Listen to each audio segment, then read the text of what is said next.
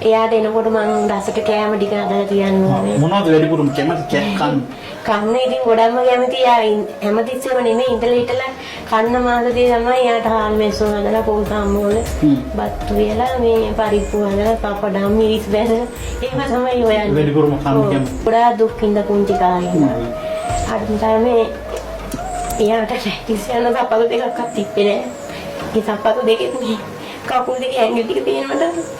Pastor ෆාමසියෙන් ගහලා ඒව ගහගෙන තමයි දකුවගේ. කියන්නේ ඒ තරම් දුකින්. ගොඩක් දුකින් ළමයි කියලා.